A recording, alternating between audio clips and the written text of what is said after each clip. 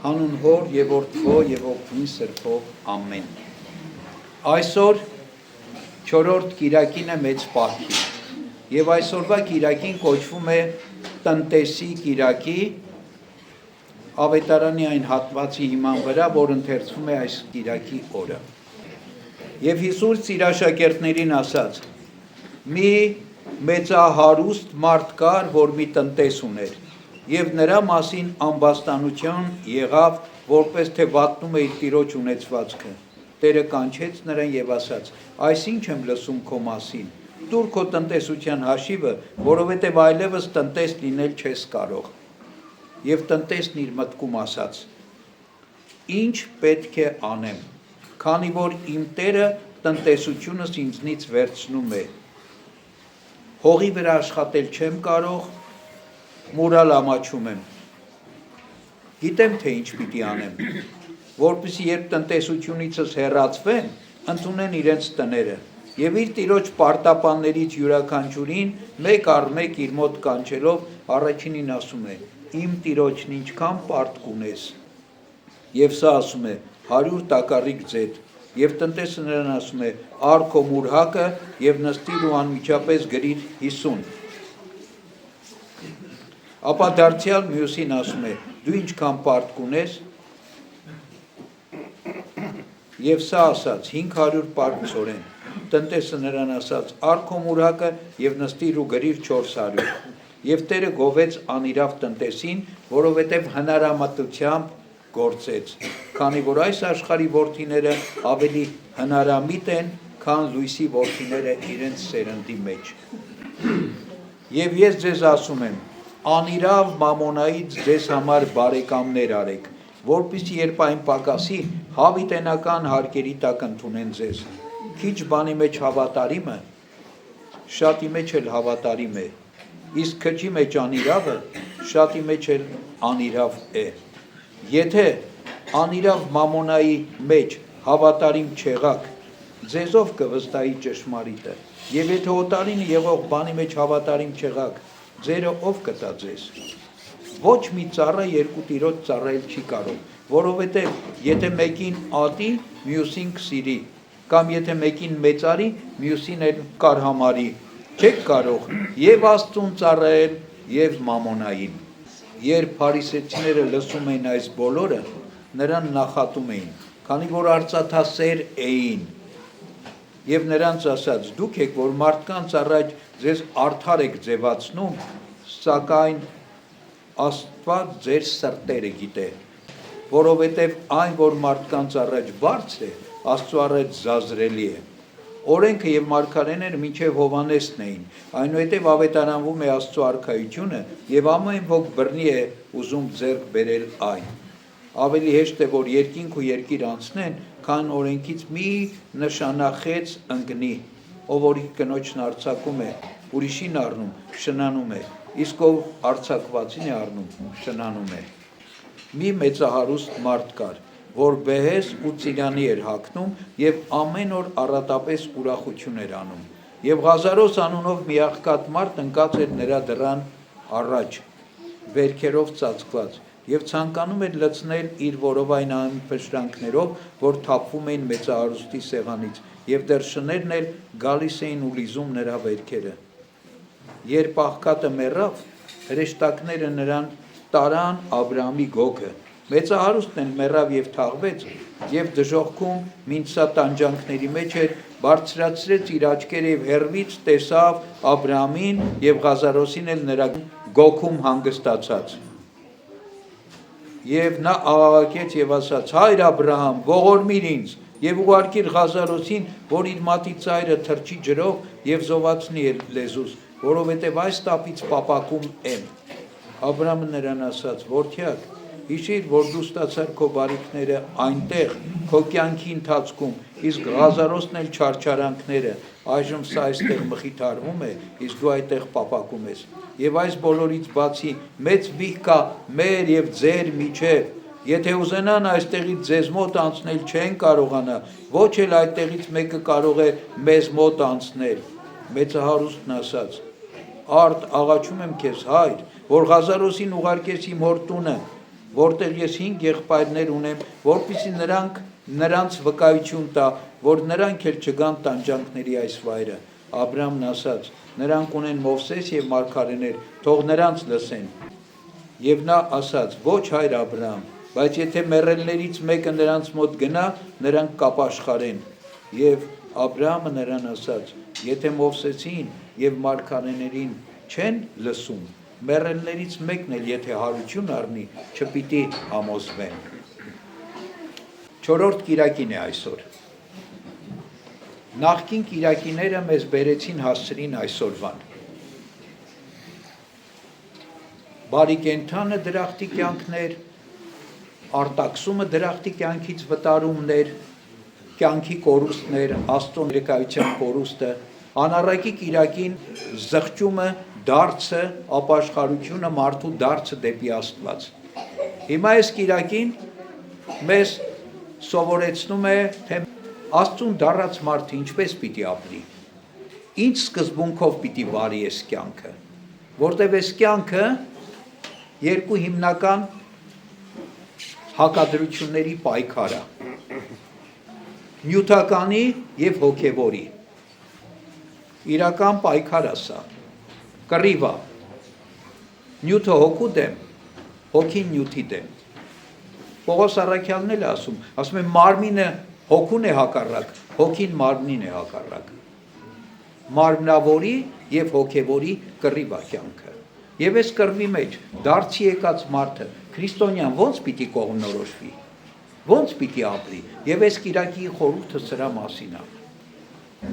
Թե մարդը ո՞նց պիտի կողմնորոշվի այս պայքարների մեջ։ Առակը պատմելուց հետո առաջին անիրավ տնտեսի առակից հետո Քրիստոս մի բան է ասում է անիրավ մամոնայից ձեզ համար բարեկամներ արեք։ Հետո ասում է չեք կարող ծառայել եւ Աստծուն եւ մամոնային։ Անառակ որդու առակը, որ անցած շաբաթ այդ մասին խոսեցինք, հետաքրքիր մի կետ ունի, որին մենք քիչ ենք անդրադառնում։ Անառակը վերադարձավ հոր մոտ, ասել է թե մեղավորը դառավ դեպի Աստված, երբ որ ունայնացավ, երբ որ ամեն ինչից զրկվեց, երբ որ այլևս նյութական բաներ չուներ ինքը այս աշխարհի մեջ, երբ որ դատարկ էր ինքը, քանի նյութական բաներ ուներ, այս նյութական իրան խանգարում էր հորը վերադառնալու։ Դրա համար մեծահարուստ երիտասարդի հետ զրույցի մեջ Քրիստոսն ասեց գնա ունեցած չունեցածիցդ ազատվիր, վաճառիր, բաժանիր աղքատներին, նոր արի իմ հետևից։ Որտև այս նյութը մեզ խանգարում է գնալ Աստծո հետևից։ Ճիշտ եկեք հասկանանք, հիմա ոմանք չմտածեն, ասեն, այդ դու նյութ չունես Տեր հայր, որ տենց բաներ ես ասում, կամ առանց նյութի կլինի, խնդիրը նյութ ունենալ չունենալու մասին չի, խնդիրը նյութով ապրելու մասին է, նյութը որպես Աստված ունենալու մասին է, այդ նյութին կարճած ապրելու մասին է։ Եվ Քրիստոսն էլ սովորեցնում է, ասում է այդ նյութը օգտագործեք ձեր փրկության համար, անիրավ մամոնայից ձեզ համար բարեկամներ շահեք։ Ինչ արեց այս անիրավ տնտեսը, երբ որ նեղներ ընկել, նյութը բաժանեց, մարդկանց պարտքերը ներեց, բաշխեց, զիջեց, որպեսզի այդ մարդիկ իր հետ բարեկամանան։ Իր արածը անօրենություն էր, որովհետև իրենը չէր բաշխում, էլի տիրոջ ունեցվածքն էր, զեղչում, զիջում, բաշխում մարդկանց, էլի գողություն էր անում։ Բայց Տերը ասում է գովեց, ինչի համար գովեց, ոչ թե իր գողությունը գովեց, այլ իր հնարամտությունը, որ նույնիսկ այդ նեղ վիճակի մեջ ինքը ելք գտավ։ Եվ Քրիստոսն ասում է այս աշխարհի որդիները իրենց ցեղի մեջ ավելի իմաստուն են, քան լուսո որդիները։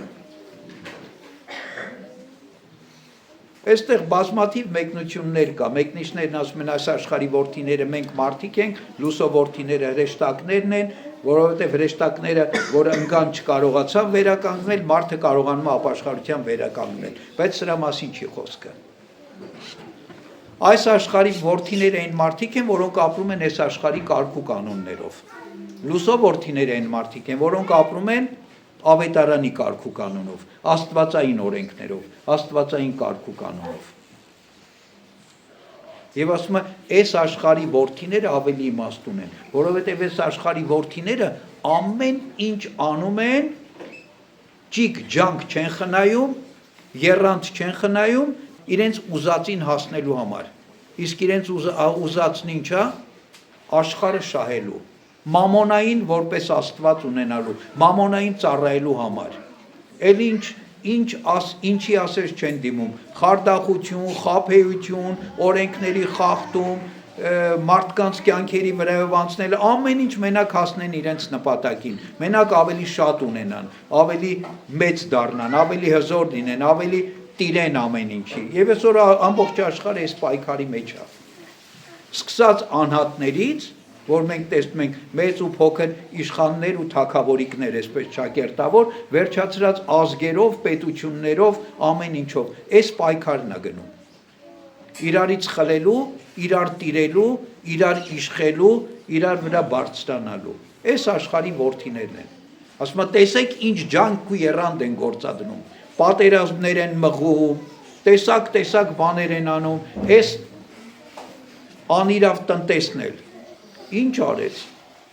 գողացել էր, ինչ արել էր, չեր արել, վերջի պահին էլ, երբ որ պիտի արդեն գործից հանեին իրան, իր տնտեսությունից պիտի հեռացնեն, վերջի հնարքն էլ բանեցրեց, էլի օգուտ քաղելու համար, իր նպատակին հասնելու համար, որպեսզի ապահովի իր ապագան, երբ որ գործից զրկվի, սոված ու անտուն չմնա, այդ մարդիկ իրան պարտական լինեն, եւ այդ մարդիկ իրան ինչ որ բանով օգնեն, այսինքն մտածեց իր ապագայի մասին, բա դուք ասում եք լույսի որդիներ,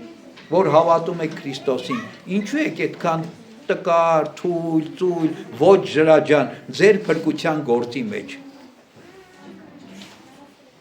Եվ ինչ է ասում, սովորեցնում է ինչ պիտի անենք։ Ասում է, ձեր ունեցած բոլոր հնարավորությունները օգտագործեք մեկ նպատակի համար, երկնքի արքայություն շահելու համար։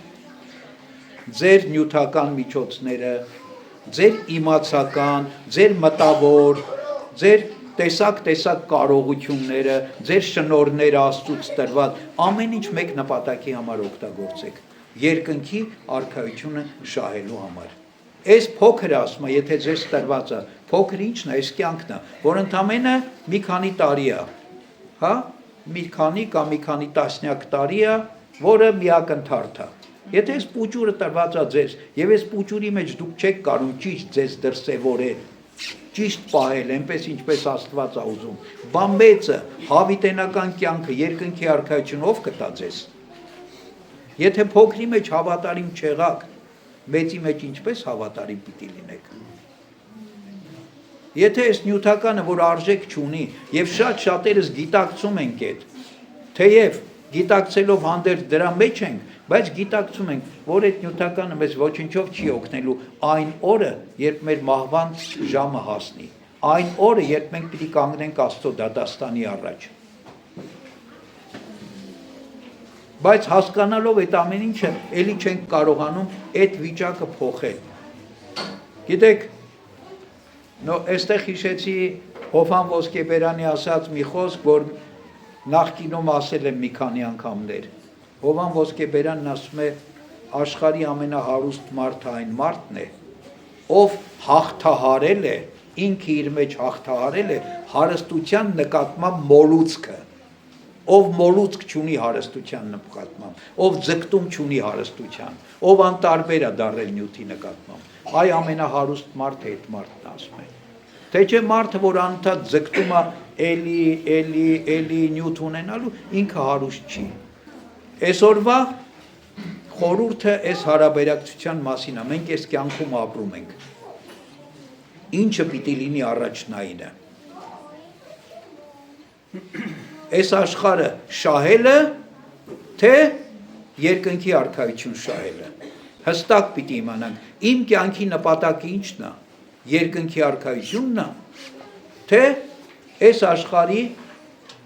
շահը, բարեկեցությունը։ Գիտեք, այս առակների մեջ, աղքատ Ղազարոսի առակի մեջ էլ մի պահ կար, որ պիտի մենք ուշադիր լինենք դրան։ Հայր Աբրամն ասեց, որդյակ, ասում է դու քո բարիքները վայելեցիր այն կյանքում։ Իսկ Ղազարոսը չարչարանքներ կրեց այն կյանքում։ Հիմա այս կյանքում հավիտենականության մեջ հակառակը պիտի լինի։ Քրիստոսն էլ ասում ով որ կուշտ է այս կյանքում, հետո պիտի սովածանա, ով որ ուրախանում ու խնդում է այս կյանքում, հետո պիտի լաց լինի։ Ով որ հագեցած է, փարթամացած է այս կյանքում, հետո պիտի տկարանա, նսեմանա, թուլանա։ Ինչի՞, որովհետև այս կյանքը հանդերձյալի հակադիրն է։ Այս կյանքը տրված չի, որ մենք մի լավ վայելենք, մի լավ ման գանք, մի լավ ճոխ ապրենք, մի լավ ուտենք, խմենք, մի լավ մեզ լավ զգանք։ Այս կյանքը մի բանի համար է տրված, որպեսզի չարչարանքով մտնենք երկնքի արքայություն, որպեսզի չարչարանքով շահենք այն, ինչ մեզ համար պատրաստել է Աստված։ Իսկ երկնքի արքայություն ոտդ ոտի վրա գցած կամ հանգիստ անելով, կամ վայելելով չես կարա շահես, չկա տենց բան, չարչարանքա, ընթացքա։ Ամեն լավ բանի մարդ հասնում է չարչարվելով, ամեն լավ բանի համար մարդ հասնում է տառապանքով, ամեն լավ բանի համար մարդ հասնում է ճիքեր ու ջանքեր գործադրելով, եւ երկնքի արքայությունն էլ ասենց։ Երկնքի արքայությունն էլ ասենց։ Առավել եւս սենց։ Ուրեմն այս կիրակի խորհուրդը հետևյալն է։ Մեր կյանքի սկզբունքը որն է։ Մենք ապրում ենք հոգու փրկության համար, մենք ապրում ենք Աստծո եւ երկնքի արքայության համար, մեր Տերը Աստվածն է, թե մենք ապրում ենք այս կյանքի համար, այս աշխարհի համար, նյութական բարիքների համար, նյութն է մեր Տերը, նյութն է մեր Աստվածը։ Խոսքը հեշտ է, գործն է դժվար։ Խոսքով բնականաբար մենք բոլորս պիտի ասենք, որ մենք ապրում ենք, գոնե եկեղեցում գտնվողներս պիտի մենք ապրում ենք հոգևորի համար, մենք ապրում ենք երկնքի արքայության Աստծո համար, բայց մեր գործերը ինչքանով են համապատասխանում մեր ասածին։ Մենք ինչքանով ենք պատրաստ հրաժարվել նյութական ընթացքից, հրաժարվել մարմնավոր ընթացքից, հրաժարվել աշխարհի ընթացքից եւ զորանալ հոգևոր ընթացքի մեջ, Աստծո ճանապարհի մեջ, փրկության ճանապարհի մեջ, լուսո որդիների ընթացքի մեջ, այլ ոչ թե աշխարհի որդիների։ Գիտեք, էլի Հովհան Ոսկեբերանը մի բան է ասում մարդ արարած, եթե դու ես աշխարհի մեջ ապրելով, քո կյանքի ընթացքում չես ուզում հրաժարվես այդ նյութից կամավոր ձևով, որպեսզի շահես երկնքի արքայությունը, միևնույնն է, մի օր դու ակամա այդ նյութից զրկվելու ես, մահվանդ օրը այդ ամեն ինչը քո ձեռքից առնվելու է, բայց արդեն օգուտ չի լինելու, որտեղ դու կամավոր չհրաժարվեցին, այլ ակամա քո ձեռքից առնվեց այդ ամեն ինչը։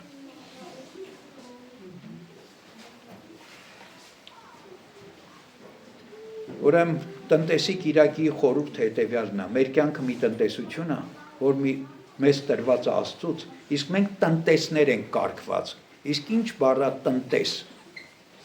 տնտեսության հետ կապ ունի, բայց տնտեսություն բառը եւ տնտես բառը նաեւ մի ուրիշ իմաստ ունի, այսինքն խնայել, տնտեսել, ոչ թե վատնել, շվայտ ձևով, ցոփ ձևով, փչացնել, վատնել, այլ ընդհակառակը տնտես լինել, տնտեսող լինել, այսինքն գնահատել այն ամեն ինչը, որ Աստված մեզ տվել է, եւ ճիշտ օգտագործել, ոչ թե վատնել։ Մեր կյանքը, մեր ժամանակը, մեր ունեցվածքը, մեր խելքը, մեր շնորհները, այն ինչ որ Աստված մեզ տվել է, ճիշտ օգտագործենք, այն տնտեսությունը նպատակային օգտագործենք, որ այն օրը, երբ կանգնենք Քրիստոսի առաջ, լսենք ապրես բարի ու հավատարիմ ծառա, մտիր քո տիրոջ արքայության մեջ, այլ ոչ թե հեռու գնա ինձնից անիծյալ դեպի հավիտենական խավարը, որ պատրաստված է սատանայի եւ իր հրեշտակների համար։ Թող Աստված մեզ իմաստություն տա այս մեծի պահոց օրերի մեջ մտածելու այս մասին եւ մեր տնտեսությունը, որ մեր կյանքն է Աստծուց մեզ շնորհված, ճիշտ ապրելու։ Այս հարաբերակցությունները ամեն մեկս մեր մեջ ճշտելու մասին։ Մենք ի վերջո ինչի ենք ձգտում։ Մեր ձգտումն ինչ է։ Հավիտենական կյանքը, Աստված, փրկություն, երկնքի արքայություն, հոգևորը, թե այս աշխարհը եւ այս աշխարհի մեջ ինչ որ պարունակվում է։ Սերը աշխարհի նկատմամբ ասում է առաքյալը հակառակ է Աստծուն։ Ով սիրում է աշխարհը չի կարող սիրել Աստծուն։ Աշխարհ ասելով իր ամբողջ պարունակությամբ այս խոսքի մասին է խոսքը։ Թող Աստծո շնորհը, սերը, խաղաղությունը ամենից հետ լինի ամեն։